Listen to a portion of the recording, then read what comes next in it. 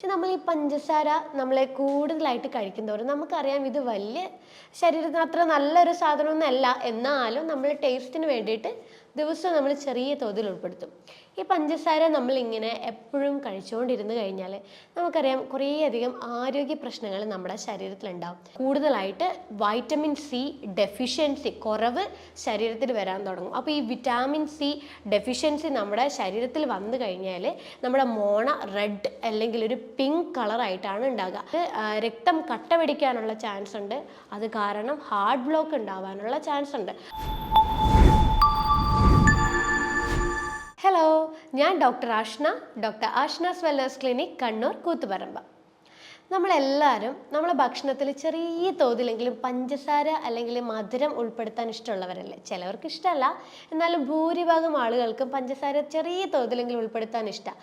ഒന്നെങ്കിൽ പഞ്ചസാര ആയിട്ടോ അല്ലെങ്കിൽ ചിലർ മധുരത്തിന് വേണ്ടിയിട്ട് തേനായിട്ടോ അങ്ങനെ ഏതെങ്കിലും ഒരു രീതിയിൽ നമ്മൾ പഞ്ചസാര അല്ലെങ്കിൽ മധുരം ഉൾപ്പെടുത്താൻ വേണ്ടി ശ്രദ്ധിക്കും. പക്ഷെ നമ്മൾ ഈ പഞ്ചസാര നമ്മളെ കൂടുതലായിട്ട് കഴിക്കുന്തോറും നമുക്കറിയാം ഇത് വലിയ ശരീരത്തിന് അത്ര നല്ലൊരു സാധനമൊന്നുമല്ല. എന്നാലും നമ്മൾ ടേസ്റ്റിന് വേണ്ടിയിട്ട് ദിവസവും നമ്മൾ ചെറിയ തോതിൽ ഉൾപ്പെടുത്തും.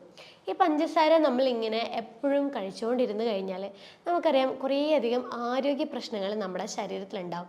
കൂടുതലായിട്ട് പഞ്ചസാര ഉപയോഗിക്കുന്നവർക്ക് ക്ഷീണം ഉണ്ടാകും, ഉറക്കത്തിനെ ഭയങ്കരമായിട്ട് ബുദ്ധിമുട്ടിക്കാൻ തുടങ്ങും. അതുപോലെ നമ്മളെ ചിന്തകളെ ബാധിക്കും. നമുക്ക് ചിന്തിക്കാൻ പറ്റുന്നില്ല, എപ്പോഴും നമ്മൾ ചിന്തിച്ചു കഴിഞ്ഞാൽ അതങ്ങ് ഓർത്തെടുക്കാൻ പറ്റുന്നില്ല. അങ്ങനെ ചില ഈ ബ്രെയിൻ ഫോഗ്, അതിന് ബ്രെയിൻ ഫോഗ് എന്ന് പറയാം, അങ്ങനെയുള്ള ചില ബുദ്ധിമുട്ടുകൾ വരാൻ തുടങ്ങും. അതുപോലെ നമുക്ക് പല്ലുകളെ ബാധിക്കാൻ തുടങ്ങും. പല്ലൊക്കെ ഇങ്ങനെ പൊട്ടാൻ തുടങ്ങും, പല്ലുകളിൽ കളർ വ്യത്യാസമൊക്കെ വരാൻ തുടങ്ങും. അതുപോലെ എല്ലുകളെ ബാധിക്കാൻ തുടങ്ങും. നമ്മളെ ശരീരത്തിലെ പല പോഷക മൂല്യങ്ങളും നഷ്ടപ്പെടാൻ തുടങ്ങും. ഈ കൂടുതലായിട്ടുള്ള പഞ്ചസാരയുടെ ഉപയോഗം കാരണം നമുക്ക് ഇൻസുലിൻ റെസിസ്റ്റൻസ് പോലുള്ള ഫാറ്റി ലിവർ ഉണ്ടാവാം, ഷുഗർ പ്രശ്നങ്ങൾ ഉണ്ടാവാം, PCOD പോലത്തെ പ്രശ്നങ്ങൾ ഉണ്ടാവാം, അമിതവണ്ണം ഉണ്ടാവാം, ഇങ്ങനെയുള്ള പല പ്രശ്നങ്ങളും ഉണ്ടാവും. അതുപോലെ നമുക്ക് ഒരിക്കൽ പഞ്ചസാര കഴിച്ച് തുടങ്ങിയവർക്ക് ഇനിയും പഞ്ചസാര ഉൾപ്പെടുത്തണം എന്ന് നമുക്കിങ്ങനെ തോന്നിക്കൊണ്ടേയിരിക്കും. അങ്ങനെ ഇത്രയും കാര്യങ്ങൾ നമുക്ക് ഈ ഒരു പഞ്ചസാര നമ്മളെ ഭക്ഷണത്തിൽ ഉൾപ്പെടുത്തി കഴിഞ്ഞാൽ ശരീരത്തിൽ ഉണ്ടാക്കുന്ന അസ്വസ്ഥതകളാണ്. അപ്പം എന്താണ് പഞ്ചസാര? നമ്മൾ പഞ്ചസാര എന്ന് പറയുന്നതല്ല, ഇത് എന്താണ് സംഭവം എന്നുള്ളത് നമുക്ക് വലിയ ഐഡിയ ഇല്ലാത്തൊരു കാര്യമാണ്. പൊതുവേ നമ്മൾ കഴിക്കുന്ന വെള്ള പഞ്ചസാര ബ്ലീച്ച് ചെയ്തിട്ടാണ് നമ്മൾ ഉൾപ്പെടുത്തുന്നത്. അപ്പോൾ ഈ ബ്ലീച്ച് ചെയ്യുന്തോറും നമ്മുടെ ശരീരത്തിൽ ഇത് റിസ്ക് കൂട്ടുക, അതായത് പല കോംപ്ലിക്കേഷൻസും കാര്യങ്ങളും നമ്മളെ ശരീരത്തിൽ കൂടാൻ തുടങ്ങും. അപ്പോൾ നമ്മൾ ശരിക്കും ഈ പഞ്ചസാര നമ്മൾ ലഭിക്കുന്നത് കാർബോഹൈഡ്രേറ്റ് എന്ന് കേട്ടിട്ടുണ്ടാവും, അല്ലെങ്കിൽ അന്നജം. അപ്പം നമ്മളൊരു ദിവസം പല ടൈപ്പ് അന്നജങ്ങൾ നമ്മളെ ഭക്ഷണത്തിൽ ഉൾപ്പെടുത്തുന്നുണ്ട്. അതായത് 2-3 തരത്തിലാണ് നമ്മുടെ ശരീരത്തിൽ അന്നജം അല്ലെങ്കിൽ കാർബോഹൈഡ്രേറ്റ് ലഭിക്കുന്നത്. ഒന്ന് ഫൈബർ, നാരുകൾ അടങ്ങിയ രീതിയിൽ നമുക്ക് കാർബോഹൈഡ്രേറ്റ് അല്ലെങ്കിൽ അന്നജം നമുക്ക് ലഭിക്കുന്നുണ്ട്. രണ്ടാമത് സ്റ്റാർച്ച് എന്നൊരു രൂപത്തിൽ നമുക്ക് കാർബോഹൈഡ്രേറ്റ് ശരീരത്തിൽ ലഭിക്കുന്നുണ്ട്. മൂന്നാമതായിട്ട് വരുന്നതാണ് ഷുഗർ എന്നുള്ള രീതിയിൽ നമ്മുടെ ശരീരം. അപ്പം 3 തരത്തിലുള്ള അന്നജമാണ് നമ്മുടെ ശരീരത്തിൽ കയറുന്നത്. അപ്പം നമ്മൾ കേട്ട് കാണും സിമ്പിൾ കാർബോഹൈഡ്രേറ്റ്, കോംപ്ലക്സ് കാർബോഹൈഡ്രേറ്റ് എന്നൊക്കെ. അപ്പം ഈ സിമ്പിൾ കാർബോഹൈഡ്രേറ്റ് എന്ന് പറഞ്ഞു കഴിഞ്ഞാൽ നമ്മുടെ ബോഡിയിൽ പെട്ടെന്ന് ദഹിപ്പിക്കാൻ പറ്റുന്ന കാർബോഹൈഡ്രേറ്റ് അടങ്ങിയ ഭക്ഷണങ്ങളാണ് സിമ്പിൾ കാർബോഹൈഡ്രേറ്റ് എന്ന് പറയുന്നത്. അതായത് പൊടിപ്പിച്ചിട്ടുള്ള ധാന്യങ്ങൾ, വൈറ്റ് റൈസ്, ഇതൊക്കെ സിമ്പിൾ കാർബോഹൈഡ്രേറ്റ് ആണ്. അതായത് പഞ്ചസാര, ഇതൊക്കെ സിമ്പിൾ കാർബോഹൈഡ്രേറ്റ് ആണ്. അപ്പോൾ ഇത് കഴിക്കുമ്പോൾ പെട്ടെന്ന് നമ്മൾ ബ്ലഡിലോട്ടേക്ക് ഇത് ഷുഗറായിട്ട് മാറും. കാരണം ഇത് പെട്ടെന്ന് ഡൈജഷൻ നടക്കും. അതായത് ഇങ്ങനെയുള്ള സിമ്പിൾ കാർബോഹൈഡ്രേറ്റ് നമ്മൾ കഴിക്കുമ്പോൾ പെട്ടെന്ന് ഡൈജഷൻ നടന്ന് അത് പെട്ടെന്ന് നമ്മുടെ ബ്ലഡിലോട്ടേക്ക് ഷുഗറിൻ്റെ അളവ്, ഗ്ലൂക്കോസിൻ്റെ അളവ് കൂടാൻ തുടങ്ങും. ഇതാണ് സിമ്പിൾ കാർബോഹൈഡ്രേറ്റ് എന്ന് പറയുന്നത്. പിന്നെ ഉള്ളതാണ് കോംപ്ലക്സ് കാർബോഹൈഡ്രേറ്റ്. അതായത് നമ്മളെ തവിടോട് കൂടിയുള്ള ധാന്യങ്ങൾ, പയറ്, പരിപ്പ് വർഗ്ഗങ്ങൾ, ചില ഫ്രൂട്ട്സ്, ചില വെജിറ്റബിൾസ്, അതൊക്കെ ഈ കോംപ്ലക്സ് കാർബോഹൈഡ്രേറ്റ് ആണ്. ഇത് പതുക്കനെ മാത്രമേ നമ്മുടെ ശരീരത്തിൽ ഡൈജഷൻ നടക്കുള്ളൂ. അത് പതുക്കനെ നമ്മുടെ ശരീരത്തിലേക്ക് ഗ്ലൂക്കോസ് ആയിട്ട് ബ്ലഡിലേക്ക് വരുള്ളൂ. അപ്പോൾ ഇതാണ് 2 രീതിയിലുള്ള കാർബോഹൈഡ്രേറ്റ് എന്ന് പറയുന്നത്. അപ്പോൾ നമ്മളെ ഭക്ഷണത്തിൽ ഈ ഞാൻ നേരത്തെ പറഞ്ഞ പോലെ ഫൈബർ അടങ്ങിയിട്ടുള്ളതും സ്റ്റാർച്ച് അടങ്ങിയിട്ടുള്ളതും ഷുഗർ അടങ്ങിയിട്ടുള്ള രീതിയിലുള്ള കാർബോഹൈഡ്രേറ്റ് നമ്മൾ ഉൾപ്പെടുത്തി കൊടുക്കുന്നുണ്ട്. ഫൈബർ അടങ്ങിയിട്ടുള്ള കാർബോഹൈഡ്രേറ്റ് ഏതൊക്കെയാണെന്ന് വെച്ച് കഴിഞ്ഞാൽ നമ്മൾ തവിടോട് കൂടിയുള്ള ധാന്യങ്ങൾ, ഇതിൽ നല്ല പോലെ ഫൈബർ അടങ്ങിയിട്ടുണ്ട്. അതുപോലെ നട്ട്സ്, സീഡ്സ്, അതുപോലെ പച്ചക്കറികൾ, ഫ്രൂട്ട്സ്, ഇതിലൊക്കെ നല്ല പോലെ ഫൈബർ അടങ്ങിയിട്ടുണ്ട്. പിന്നെ വരുന്നതാണ് ഈ സ്റ്റാർച്ച് അടങ്ങിയിട്ടുള്ള കാർബോഹൈഡ്രേറ്റ്. സ്റ്റാർച്ച് അടങ്ങിയിട്ടുള്ള കാർബോഹൈഡ്രേറ്റ് എന്ന് പറയുമ്പോൾ നമ്മൾ പയറ്, പരിപ്പ് വർഗ്ഗങ്ങളും തവിടോട് കൂടിയുള്ള ധാന്യങ്ങളും. ഇതിലും സ്റ്റാർച്ച് അടങ്ങിയിട്ടുള്ള കാർബോഹൈഡ്രേറ്റ് ആണ് വരുന്നത്. പിന്നെ വരുന്നത് ഷുഗറാണ്. അപ്പോൾ ഷുഗർ രണ്ട് രീതിയിൽ നമുക്ക് ലഭിക്കും. നാച്ചുറൽ ആയിട്ടുള്ള ഷുഗറും ലഭിക്കും, ആർട്ടിഫിഷ്യൽ ആയിട്ട് നമ്മൾ പ്രിപ്പയർ ചെയ്തിട്ടുള്ള ഷുഗറായിട്ട് ലഭിക്കും. നാച്ചുറൽ ആയിട്ടുള്ളതെന്ന് പറയുന്നതാണ് ഈ തേനും അതുപോലെ ഫ്രൂട്ട്സിൽ നിന്ന് ലഭിക്കുന്ന ഷുഗർ.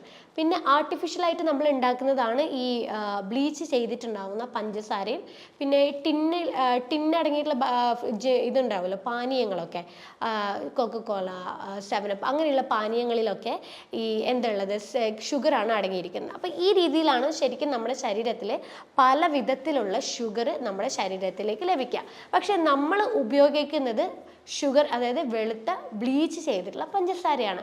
അപ്പോൾ ഇത് നമ്മുടെ ശരീരത്തിൽ കൂടുതലായിട്ട് ലഭിക്കാൻ തുടങ്ങിക്കഴിഞ്ഞാൽ നമ്മൾ ചിലപ്പം പഞ്ചസാരയുടെ പ്രശ്നങ്ങളായിട്ട് നമ്മൾ മനസ്സിലാക്കാത്ത ചില ലക്ഷണങ്ങൾ, അതായത് ഈ പഞ്ചസാരയുടെ ഉപയോഗം കൊണ്ട് നമ്മുടെ ശരീരത്തിൽ കാണിക്കുന്ന ചില ലക്ഷണങ്ങളുണ്ട്. ആ ലക്ഷണങ്ങളാണ് നമ്മൾ തിരിച്ചറിഞ്ഞു കഴിഞ്ഞാൽ നമുക്ക് പഞ്ചസാരയുടെ ഉപയോഗം നമുക്ക് നിയന്ത്രിക്കാൻ പറ്റും. അപ്പോൾ ആദ്യമായിട്ട് നമ്മൾ കൂടുതലായിട്ട് പഞ്ചസാര കഴിച്ചു കഴിഞ്ഞാൽ നാവിൽ ഒരു വെളുത്ത പോലത്തെ ഒരു പാട കാണിക്കാൻ തുടങ്ങും. അതായത് കാൻഡിഡ് എന്ന് പറയുന്ന ഒരു ഫംഗസിൻ്റെ ഓവർ ഗ്രോത്ത് കൊണ്ടാണ് നാവിൽ ഇങ്ങനെ വെള്ള പാട വന്ന് തുടങ്ങുന്നത്. അതായത് നമ്മൾ ഈ കൂടുതൽ ഷുഗർ പഞ്ചസാര നമ്മളിങ്ങനെ കൂടുതലായിട്ട് ഇങ്ങനെ ഉൾപ്പെടുത്തുന്നതിനനുസരിച്ചിട്ട് ഈ ഒരു ഫംഗസ് കൂടുതലായിട്ട് വളരാൻ തുടങ്ങണം. കാരണം ഈ ഒരു ഫംഗസിന് ആവശ്യം ഷുഗറാണ്. അപ്പോൾ കൂടുതലായിട്ട് ഷുഗർ കഴിക്കുമ്പം ഈ ഫംഗസ് കൂടുതലായിട്ട് വളരാൻ തുടങ്ങും. അത് കാരണം നമുക്ക് നാവിൽ വെള്ള പോലത്തെ പാടുകൾ ഇങ്ങനെ വന്നുകൊണ്ടിരിക്കും. വൈറ്റ് ടങ് കോട്ടിംഗ് ഇതിന് പറയും. അതായത് ചിലർക്ക് നാവ് ഇങ്ങനെ തുടച്ച് കളഞ്ഞാൽ പിന്നെയും ഇതിങ്ങനെ മാറാതെ തിരിച്ചിങ്ങനെ കോട്ട് ചെയ്തുകൊണ്ടേയിരിക്കും. അത് ഈ ഷുഗറിൻ്റെ ഉപയോഗം കൂടുതലായിട്ടുള്ളത് കൊണ്ടാണ്. രണ്ടാമത്തെ കാര്യം, നമുക്ക് സൈനസിൻ്റെ പ്രശ്നം വരിക എന്നുള്ളത്. ഇതും ഒരു ഫംഗസ് ആയിട്ടുള്ള പ്രശ്നം തന്നെയാണ്. ആസ്പെർഗില്ലസ് എന്ന് പറയുന്ന ഒരു ഫംഗസ് ഇവിടെ ഓവറായിട്ട് വളരാം. ഇതിനും നമുക്ക് ഈ ഒരു ഫംഗസിന് ആവശ്യം പഞ്ചസാര തന്നെയാണ്. ഈ പഞ്ചസാര നമ്മൾ കൂടുതലായിട്ട് ഉൾപ്പെടുത്തും തോറും ഈ ആസ്പെർഗില്ലസ് എന്ന് പറയുന്ന ഒരു ഫംഗസ് കൂടുതലായിട്ട് വളരുന്നതിൻ്റെ ഭാഗമായിട്ട് നമുക്ക് സൈനസിൻ്റെ പ്രശ്നങ്ങൾ വരാൻ തുടങ്ങും. അപ്പോൾ നമ്മൾ സൈനസിൻ്റെ പ്രോബ്ലം പൂർണ്ണമായിട്ട് മാറ്റണമെങ്കിൽ നമ്മൾ പഞ്ചസാര കംപ്ലീറ്റ് ആയിട്ട് കഴിക്കുന്നത്, എല്ലാ രീതിയിലും കഴിക്കുന്നത് സ്റ്റോപ്പ് ചെയ്ത് കഴിഞ്ഞാൽ നമുക്ക് ഈ സൈനസിൻ്റെ പ്രശ്നങ്ങൾ കുറേയധികം നമുക്ക് കൺട്രോൾ ചെയ്യാൻ പറ്റും. മൂന്നാമതായിട്ട് വരുന്നതാണ് നമ്മുടെ മോണ. ചുവന്ന അല്ലെങ്കിൽ റെഡ് പിങ്ക് പോലെയുള്ളൊരു മോണ ഉണ്ടാകുക. അതായത് ഈ കൂടുതലായിട്ട് പഞ്ചസാര കഴിക്കുന്നവർക്ക് കൂടുതലായിട്ട് വൈറ്റമിൻ സി ഡെഫിഷ്യൻസി കുറവ് ശരീരത്തിൽ വരാൻ തുടങ്ങും. അപ്പോൾ ഈ വിറ്റാമിൻ സി ഡെഫിഷ്യൻസി നമ്മുടെ ശരീരത്തിൽ വന്നു കഴിഞ്ഞാൽ നമ്മുടെ മോണ റെഡ് അല്ലെങ്കിൽ ഒരു പിങ്ക് കളറായിട്ടാണ് ഉണ്ടാകുക. അത് പിന്നീട് പോകുന്തോറും മോണ പഴുപ്പ് നമുക്ക് ഉണ്ടാവാൻ ചാൻസ് ഉണ്ട്, പല്ലുകളെ അത് ബാധിക്കാൻ ചാൻസ് ഉണ്ട്. അതുകൊണ്ട് തന്നെ പഞ്ചസാരയുടെ ഉപയോഗം നമ്മൾ നിർത്തുമ്പോൾ വിറ്റാമിൻ സി അടങ്ങിയിട്ടുള്ള ഫുഡുകൾ കൂടുതൽ ഉൾപ്പെടുത്തി കൊടുത്ത് വിറ്റാമിൻ സിയുടെ അളവ് നമുക്ക് ബ്ലഡിൽ നിലനിർത്താൻ വേണ്ടിയിട്ട് സാധിക്കും. അതുപോലെ നമ്മൾ വേറൊരു ബുദ്ധിമുട്ടാണ്, നമുക്ക് ടെസ്റ്റോസ്റ്റിറോൺ എന്ന് പറയുന്ന ഒരു മെയിൽ ഹോർമോൺ ബോഡിയിൽ കുറയാൻ തുടങ്ങുക. ഷുഗർ നമ്മൾ കൂടുതലായിട്ട് ഉൾപ്പെടുത്തുമ്പോൾ നമ്മുടെ ടെസ്റ്റോസ്റ്റിറോൺ എന്ന് പറയുന്ന മെയിൽ ഹോർമോൺ കുറയാൻ തുടങ്ങും. അത് കാരണം നമുക്ക് ഇറക്ടൈൽ ഡിസ്ഫങ്ഷൻ പോലുള്ള പ്രശ്നങ്ങളും ലിബിഡോ പ്രശ്നങ്ങളും അതുപോലെ മസിൽ മാസ്, ചിലവർക്ക് കാണുന്നത് മെലിഞ്ഞിരിക്കുന്ന പ്രകൃതം മസിൽസ് ഒന്നും ഇല്ലാത്ത പോലെ ഉണ്ടാവും. അപ്പോൾ അതിൻ്റെ മെയിൻ കാര്യം എന്ന് പറയുന്നത് ടെസ്റ്റോസ്റ്റിറോൺ നമ്മൾ ഈ കൂടുതലായിട്ടുള്ള ഷുഗർ ഇൻടേക്ക് ബോഡിയിൽ വരുന്നത് കൊണ്ടാണ് മസിൽ മാസൊക്കെ നമുക്ക് നഷ്ടപ്പെടുന്നത്. അതുകൊണ്ട് തന്നെ പഞ്ചസാര നമ്മൾ നിർത്തുമ്പോഴേ നമുക്ക് ഓട്ടോമാറ്റിക്കലി ടെസ്റ്റോസ്റ്റിറോൺ കൂടാനായിട്ട് നമ്മൾ എക്സസൈസും വർക്കൗട്ടും കാര്യങ്ങൾ കൂടുതലായിട്ട് ഉൾപ്പെടുത്തി കഴിഞ്ഞാൽ ടെസ്റ്റോസ്റ്റിറോൺ കൂടും. ഈ പറയുന്ന ബുദ്ധിമുട്ടുകളൊക്കെ നമുക്ക് മാറാൻ തുടങ്ങും.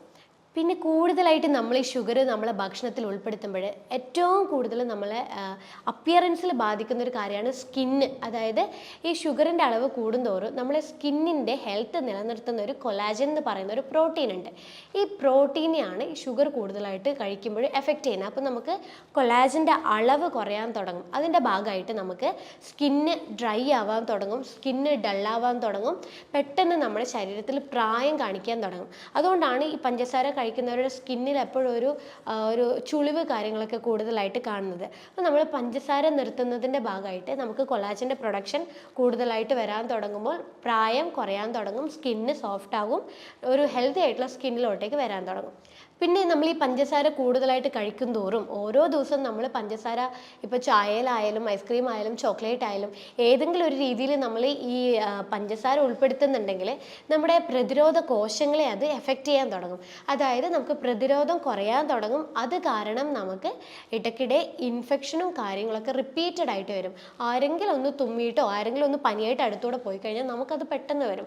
അതുകൊണ്ടാണ് പ്രതിരോധം കുറയുന്നത്, നിങ്ങൾക്ക് പെട്ടെന്ന് ഇൻഫെക്ഷൻ വരുന്നത് എന്നുള്ളൊരു കാര്യം പറയുന്നത്. അതിൻ്റെ മെയിൻ കാര്യം നമ്മൾ പഞ്ചസാര കൂടുതലായിട്ട് ഉൾപ്പെടുത്തുന്നത് കൊണ്ടാണ്.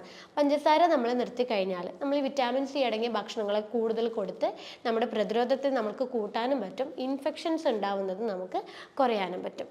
പഞ്ചസാരയുടെ ഉപയോഗം നമ്മുടെ ശരീരത്തിൽ കൂടുതലായിട്ട് വന്നു കഴിഞ്ഞാൽ നമ്മുടെ ശരീരത്തിൽ അഡ്രിനാലിൻ എന്ന് പറയുന്ന ഒരു ഹോർമോൺ ഉണ്ട്. അതായത് നമ്മുടെ ശരീരത്തിലെ കോശങ്ങളുടെയൊക്കെ പ്രവർത്തനത്തെ നിയന്ത്രിക്കുന്ന ഒരു ഹോർമോണാണ് അഡ്രിനാലിൻ അല്ലെങ്കിൽ എപ്പിനെഫ്രിൻ എന്ന് പറയുന്ന ഒരു ഹോർമോൺ. അപ്പോൾ ഈ പഞ്ചസാരയുടെ ഉപയോഗം കൂടുതലായിട്ട് വരാൻ തുടങ്ങുമ്പം ഈ അഡ്രിനാലിൻ എന്ന് പറയുന്ന ഹോർമോൺ കൂടാൻ തുടങ്ങും. ശരിക്കും നമ്മുടെ ശരീരത്തിൻ്റെ എനർജി ഉണ്ടാക്കുന്ന ഒരു സ്ഥലമാണ് കോശങ്ങൾ എന്ന് പറയുന്നത്. നമ്മളറിയില്ലേ, ഗ്ലൂക്കോസ് നമ്മൾ പറയാറുണ്ടല്ലോ, ഈ ഗ്ലൂക്കോസ് കഴിക്കുന്നത് എനർജി ആയിട്ട് മാറാൻ വേണ്ടിയിട്ടാണ് എന്നുള്ളത്. ഈ ഗ്ലൂക്കോസ് എവിടെയാണ്? നമ്മൾ കോശങ്ങളിൽ വെച്ചിട്ടാണ് എനർജി ആയിട്ട് മാറുന്നത്.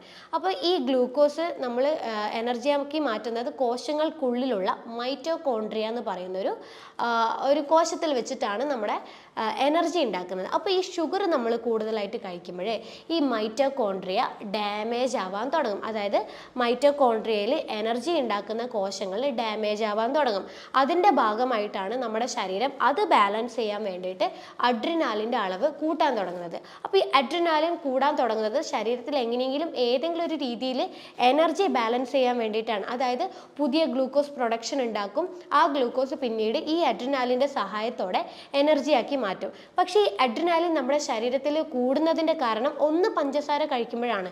രണ്ടാമത് നമുക്ക് ഫിസിക്കലായിട്ട് സ്ട്രെസ്സ് കൂടുതലായിട്ട് ഉണ്ടാകുമ്പോഴോ അല്ലെങ്കിൽ കോശങ്ങളിലേക്ക് സ്ട്രെസ്സ് കൂടുതലായിട്ട് വരുമോ അല്ലെങ്കിൽ കോശങ്ങൾക്ക് എന്തെങ്കിലും ഡാമേജോ കാര്യങ്ങളോ ഉണ്ടാകുമ്പോഴൊക്കെ അഡ്രിനാലിൻ്റെ അളവ് കൂടാൻ തുടങ്ങും.